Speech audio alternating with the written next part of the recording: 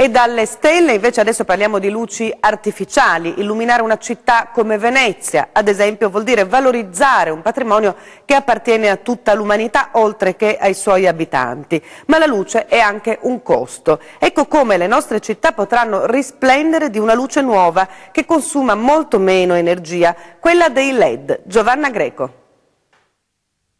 Sono moduli LED che andranno a sostituire le tradizionali lampadine all'interno delle lanterne nel centro storico di Venezia.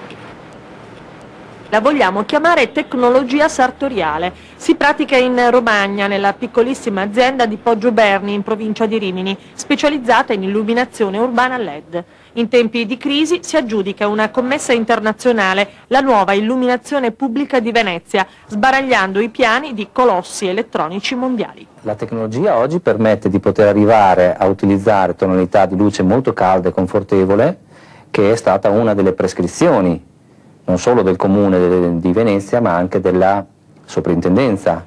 Conservare innovando le vecchie lampade a vapori di mercurio sostituite con i moduli LED costruiti su misura. 6.000 punti luce, 6 sestieri più le isole, per l'estate Piazza San Marco illuminata al LED. Riduzione dell'inquinamento luminoso e un risparmio energetico dell'80%.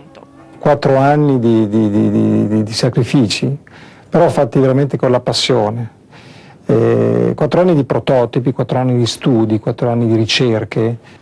Vola lontano l'azienda romagnola che sta per fare nuove assunzioni e pensa alle luci di Lisbona e delle città del sud-ovest della Germania. La luce bianca invece della tecnologia LED può riqualificare in maniera completa questi centri storici, dandogli un tocco assolutamente nuovo ma vero e reale.